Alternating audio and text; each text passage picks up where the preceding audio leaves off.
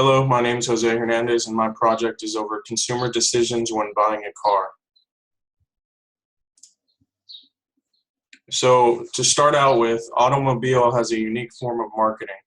Car manufacturers have found that by targeting specific demographics, they can choose who to sell their vehicles to. A classic example of this would be the Ram Tough series, and those are the commercials which usually show about a middle-aged man, sometimes a bit younger, working hard in a field, a ranch, etc., with their Dodge Ram. And that specifically targets that man too. A man that might be similar watching the commercial to encourage him to go get a truck of similar nature. Fiat a few years ago, about 5 or 6 years ago, had some strong marketing campaigns, and they clearly marketed themselves for women. And they're actually the only manufacturer I could find online that does market to women specifically.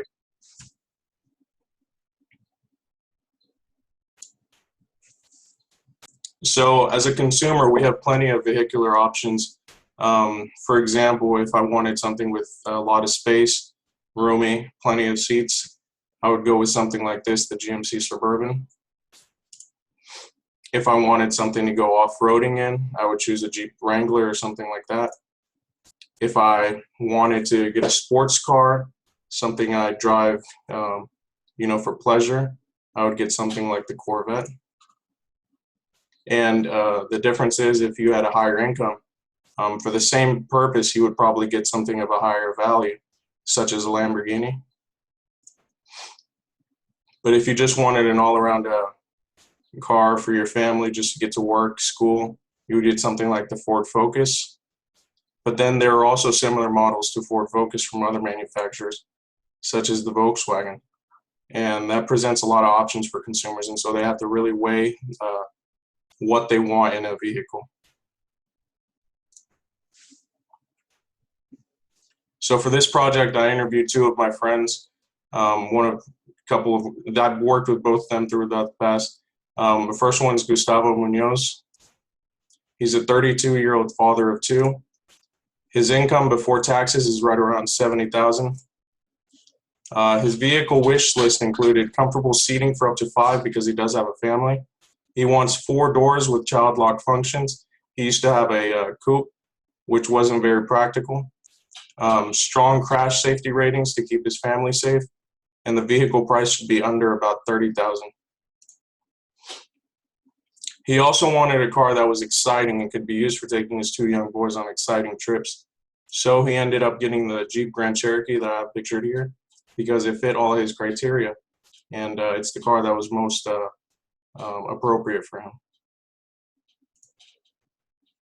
The second person I interviewed was Holly Pluta. So she's a 27-year-old who's not married and does not have any kids, so very different from Gustavo. Her income before taxes is a little bit less, or significantly bit less, is about $50,000. Her vehicle wish list includes a car small enough to make parking easy because she has difficulty with it. She wants a car that's fuel efficient, a car that's low on maintenance, and a car with strong crash safety ratings. It should be under $20,000. She also wants a car that looks aesthetically appealing and comes in a wide range of colors. She ended up going with the Ford Focus because it fit all those criteria. So they both were in the market for a new car, but they had totally different expectations, so they picked 2 different vehicles. They both wanted a car that had strong crash safety ratings because they want to be safe. Gus chose to spend more on his vehicle, perhaps because his income is higher, and that suggests that income also influences what type of car someone will buy.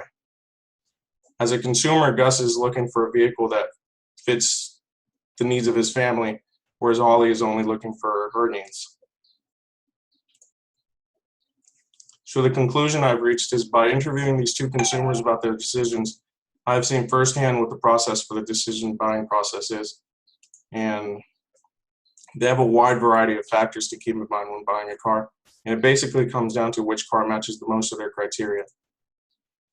And many factors such as gender, income level, family status, and even environmentalism for somebody who wants to be fuel efficient can play a huge role in the buying process.